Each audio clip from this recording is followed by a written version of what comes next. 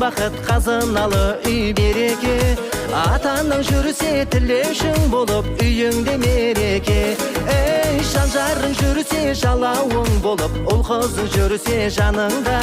Сен бақыттысың, осы айтқан менің отбасың барыңда.